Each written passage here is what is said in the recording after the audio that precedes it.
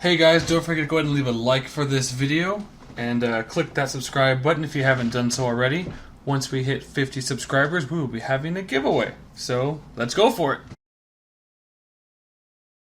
Hello everybody, welcome back to MTG Dungeon. Today's match is Grixis Death Shadow versus Jund. Here with guest commentator Liam.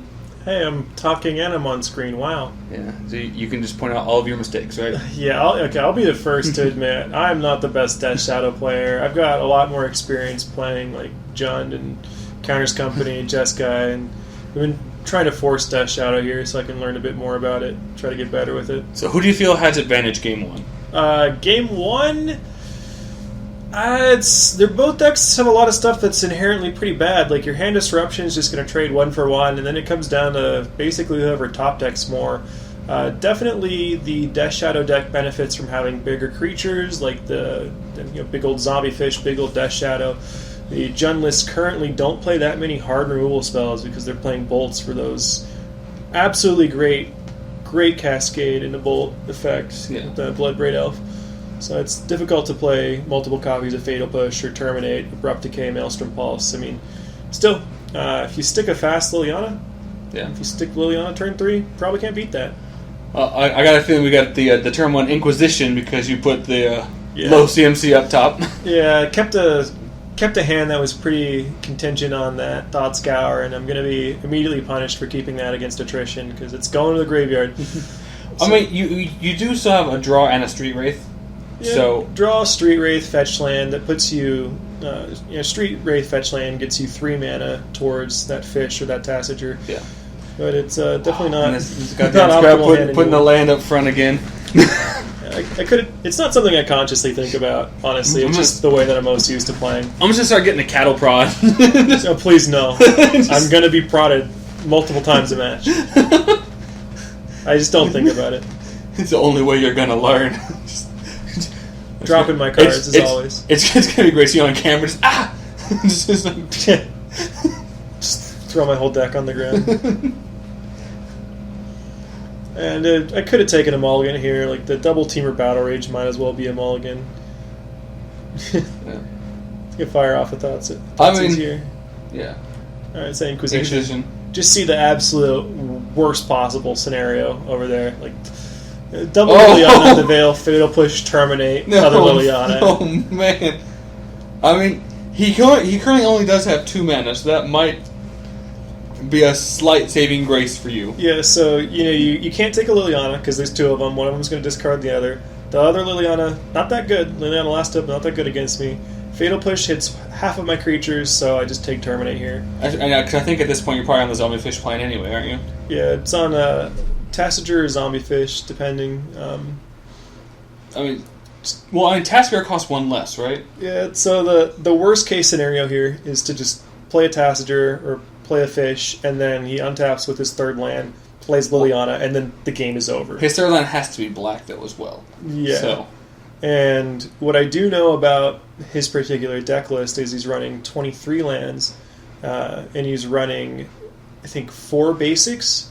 Ooh. 2 of them being a forest, 2 of them being a swamp, because he's playing those pesky sideboard Blood Moons. But looks like we lucked out. Yeah, lucked out, and there's the correction of the lands and the Tassiger. Slowly and slowly, you're catching it faster and faster. I think I just fire off a Cycle of Street Wraith. I think I just fire off the Battle Rage at this point. Just because might as well. If he didn't kill it, Yeah. No, there's the second main face Death Shadow. I know he's got the Fatal Push. Right, That's just trading a resource. You're gonna force it out. Yeah. Ideally, it's putting more cards in the bin for the fish. And if you get another Death Shadow at this point, it's protecting the Tassiger from the Liliana Edict. So just going with the Battle Rage. Might as well. If he didn't kill it before, he's not going to kill it now. It's like it's 8U. Oh wow, it doesn't see any land. Oh. Lucked out, absolutely. If he made that 3rd land drop on curve, or even a turn after, it was basically over at that point. Yeah. Alright, so I feel like he definitely brings in the Collective Brutality out of the board against you. It doesn't kill any of my creatures, which is one of the big upsides of Brutality is you usually just get 2 effects out of it and get a real big acceleration on your turn, but That's true. you're only using it to disrupt the hand, which is not bad, but also isn't... It's not bad or great, but like it has to be doing something better than one of the cards that you're taking out. So I think I just take out some of the removal spells, like Lightning Bolt. Lightning Bolt's actually pretty decent against the current Jund builds because they are playing Dark Confidence. They are they are playing Bloodbraid Elf, so it's relevant, but it's just not necessarily the best possible thing. I mean, like Goblin Rebmaster probably comes in because I mean, until you can get the trample, it just makes chump blockers all day. Yeah, the Rebel Master is definitely pretty good. Just second main phase. Rebel Master makes one in combat, right? A dude. I believe it's the beginning of combat. Yes. Yeah. So it's because I know what I'm thinking. I'm thinking of people will second main phase play Flamewake Phoenix so it can block. Yes. Can't quite do the same thing with the Rebel Master. Not quite. Yeah. Bring in the Young Pyromancers here. Just hope to go wide with the board. Makes you better against Liliana. Gives you something to do with their mana. I can see him bringing in Blood Moon against you because I mean you're. Oh yes. your mana base is very greedy. There's you kind of want to fetch for your shocks, just to get that life total low. It's not always the right play, and then just there's 2 basics. There's 17 lands, so Blood Moon's pretty good. I'm looking at this list. I can tell this list is just geared towards our local meta because like one of Eyes of the Wizen. Oh wow, that's specific, right? And like a one of Reign of Gore. Just like okay, that's awesome. I approve of local metagaming. If right? You sideboard stuff. Yeah, sideboard for what you're playing against. Exactly. Absolutely. But I was like, man, I haven't seen these cards in years. Like I haven't seen Eyes of the Wizen in sideboard since Lorwyn Standard. Got a very very veteran Jund player here. He knows his cards. He knows his niche sideboard cards. No Deathmark though. That's what I was really. That's the most niche. Yeah. Just like and one mana removal spell. For those of you that don't know what Eyes of the Wizen is, it's a 2-drop green enchantment for green and 1. Anytime a player plays a blue spell, the opponent gets a 4/4 beast. Hey, if I say that you put that card on screen right now, what will actually happen? Do you do that type of editing? We're gonna get there eventually. Hey, look, it's on screen now. No, it's not. 2 lands, 3 with Pyromancer, double Thoughtseize, Bobble. So there's going to be a lot of hand disruption in this game. Leading Thoughtseize into you have 2 Thoughtseizes. Something's happening here. Like, what do you take, huh? I mean, taking the Pyromancer... I feel like taking the Pyromancer, that takes away the most value from you. Yeah, it's the best card as far as like deploying some sort of threat that wins you the game. But if you want to protect 2 cards in your hand, you can't leave those 2 Thoughtseizes there, and you're definitely not taking Bobble. So he's probably got a number of cards that he wants to keep safe. He just takes the turn, one of the turn 1 plays. Like, you're not playing Pyromancer until your turn 3 anyway. Yeah. Decided to bobble myself because I got Fetch Land Street Wraith. Oh, because Pyromancer does specifically say instant and sorcery, doesn't he? He's not just non-creature. Okay. Yeah, Pyromancer, you can't get a token off the bobble, and then you're not really going to play the Pyromancer until turn 3, where you can guaranteed play Pyromancer, get a spell, get the value. Puts the card face down because you can't Thoughtseize the land away anyway, so I would have show it to you. Yeah. But he's got a Landlight hand again. So how sad was Grixis Death Shadow losing to Taxium Probe? The deck wasn't super prominent at the point that Probe was being played. It really picked up steam when Fatal Push got printed. At that point, it's sort of the artist formerly known as Suicide Zoo, and that's when you're playing Probes. If Probe and Push were around at the same point in time, they might have been for a little bit. I don't think they were, but definitely Probe would be the best way to play a Teamer Battle Rage. You just know what your opponent has and if you can go for it or not. Yeah. Just Thoughtseize away the Bob because he's got a Landlight hand, and I got the Fatal Push for the Goyf. So he's just going to fetch, play a Goyf. Again, I'm going to hope that he just doesn't get to that 3rd land and get the Liliana of the Veil, because that's... I mean, it's not necessarily a game ender against the Young Pyromancer hand, but... Against like what you had like the game 1. It's just like, you get to that 3rd land, there's not even a game.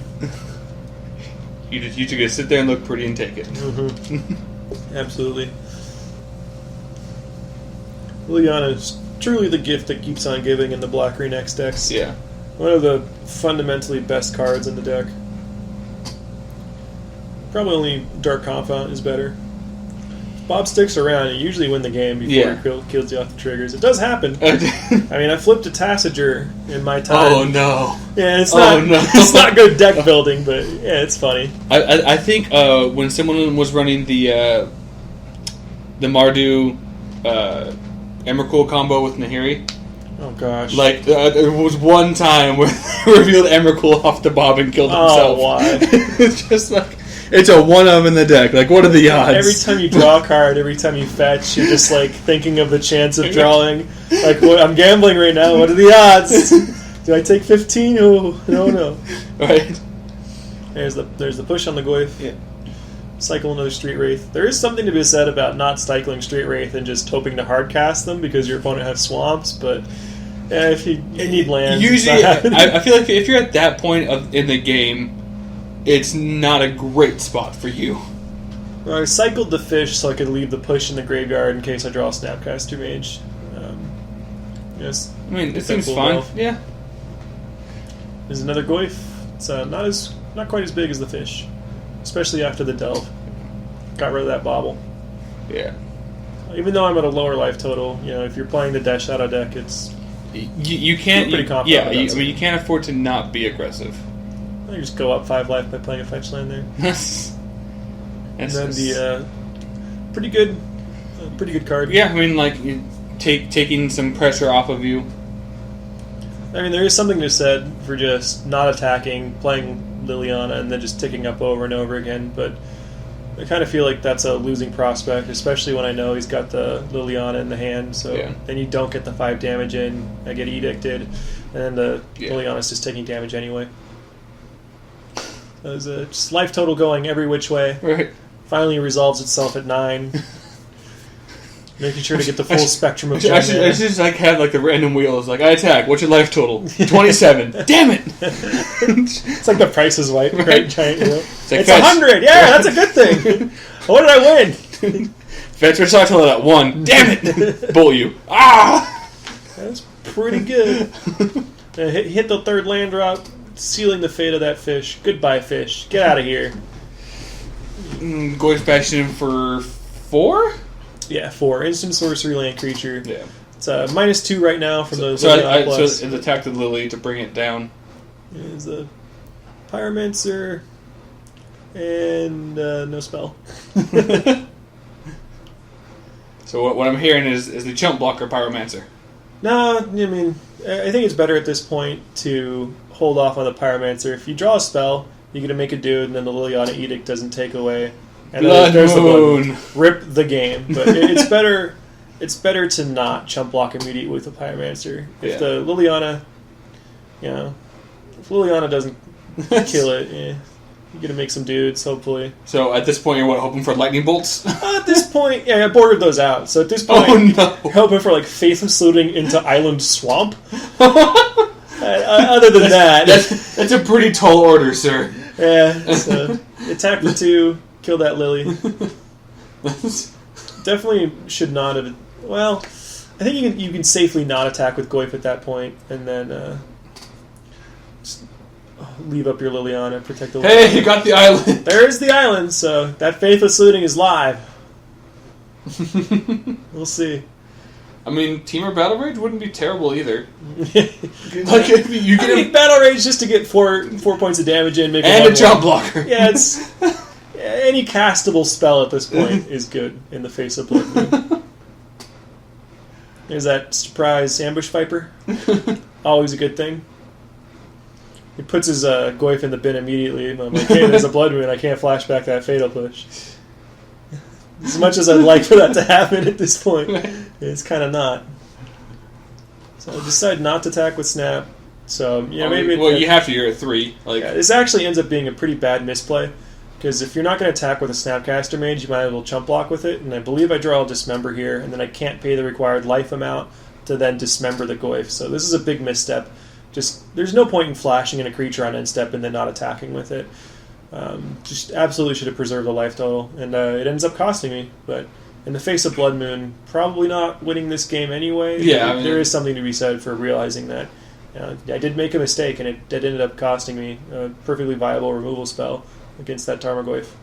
And it bites. Could have got a token, would have killed the Goyf, would have had a decent board, he's at 5, but nope, decided not to. Decided to just make a terrible play. Do you have Team Battle Rage in hand? I don't think so. I can't imagine. I think I took him out against old Gendaruni, because Battle Rage is pretty bad against spot removal. Dismember the Goyf because reasons. And there's the reveal of the Dismember, just like, hey, should have chump blocked, should have kept my life total, but I didn't. Well, that's why I say I'm not the best Death Shadow player. There's a lot of subtle things that you think you know Death Shadow, you think you're doing everything right, and then suddenly you realize that everything is horribly wrong, and you've sacrificed way too much life, and then you put yourself in an awkward situation. I mean, I feel that to be fair, there's also a lot of decks like that. Like, I feel Humans is one of those decks as well.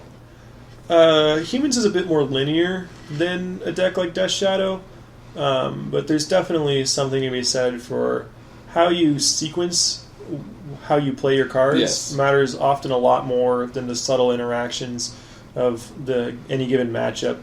You know, it's important to know how to properly sequence things before you start worrying about all the fine details. So you don't want to lose to yourself, like I did right there. That's the worst type of feeling. Like you expect to lose to your opponents, you just don't always expect to lose to yourself. You mean like Tron or Scapeshift or Boggles? Yeah, I mean, I'm okay getting blitzed by those, as long as I'm not also providing my own loss.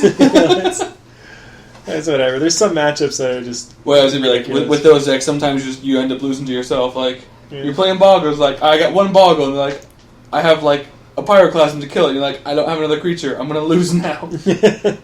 Yeah. Or if you're playing Tron, you're like, I can't find the third Tron land. This is not going the way I want it to. Well, I guess that's more losing to your draws in your deck. Losing to yourself would be more like, I'm playing Tron, and I just, for some reason, I've got Mine Tower in play, and I fetch for another tower for zero apparent reason. I've seen that happen a lot.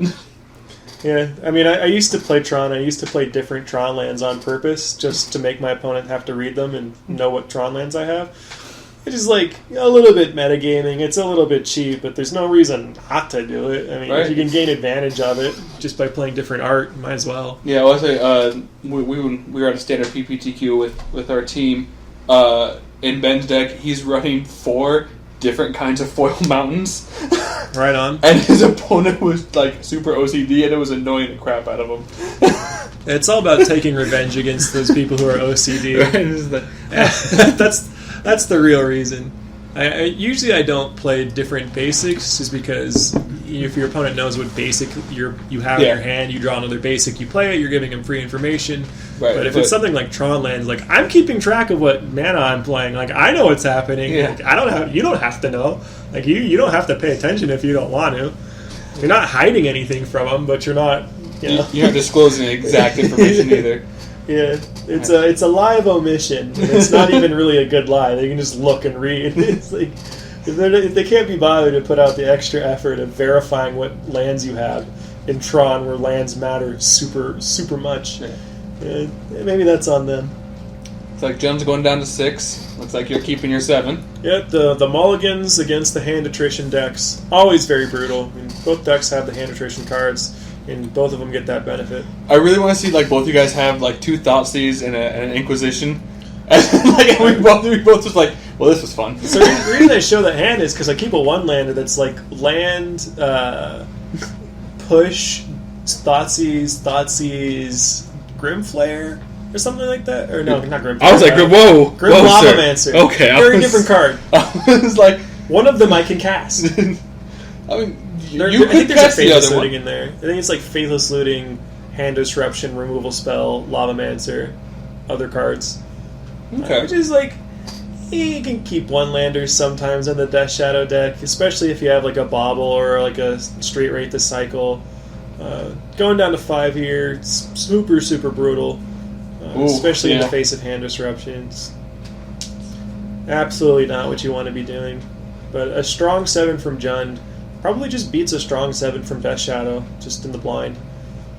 Yeah, Jund's whole, I guess, I mean, purpose for living is to just out-attrition its opponents anyway. I mean, curving Thoughtseize into Dark Confidant or Goyf into Liliana is good against almost anything. Yeah. Which is why Jund has traditionally been a very, very good deck. Okay, because you're about 50% of the whole meta, so... Well, Black-Green X isn't doing very good right now in the current meta, but... Because the current meta has a lot of Tron and Jeskai. Which is one of the reasons that I picked up Death Shadow over Jund is doing slightly better right now, and Thoughtseize is a hell of a card. I want to be playing a card like Thoughtseize. So are we going to go to 11 turn 1, just like double Street Wraith through this as well? I mean, that's how you get some of your fastest, most brutal wins in Death Shadow. And here he's got Bloodbraid Elf, Inquisition, Land, which is a pretty good 5. If you curve out into Bloodbraid Elf, you're probably going to be sitting really pretty, and then the Hand Disruption will hopefully help you get there. And you see Young Pyromancer, unknown card due to glare, Thoughtseize. Yeah, there we go. Grim Lavamancer. Looks like a Kolgan's command? No. That could be a Kolgan's command. I think it's Kolgan's command. Yeah, I think they see a little set symbol there. Yep, Kolgan's command. Yep. All right. Takes the Grim Lavamancer because it's the only relevant threat, and just he's perfectly happy with leaving me with just removal spell and attrition. Get another Thoughtseize. Take away that Dark Confidant. That dude's not sticking around, and he's just looking for lands, looking for him to draw lands and me to not draw lands. I love you've had one game where you had the lands correctly, and the other two have always just been. I don't consciously think about it. It's just I don't know. I got long arms. It's more comfortable for me to play the lands up there. So I'm just gonna get that cattle prod and just reach across the screen, just right in the chest. There's a turn 3/3/3, very strong deck, Death Shadow. No, not a lot of decks in the format can beat a Wild Nacatl on turn 3. Of course, it doesn't stay as a Wild Nacatl, but sometimes it's just kind of lackluster. Bolt myself to keep it alive. Actually, in this FNM, I did bolt myself to save my Death Shadow from being bolted, which is pretty fun. Yeah. I gotta say. It's like, I respond to your bolt with my bolt to save my... It's the same thing as just, like, pump spell my guy, pump spell my infect creature out of bolt range, like, whatever. It's a Young Pyromancer. No real relevant spells.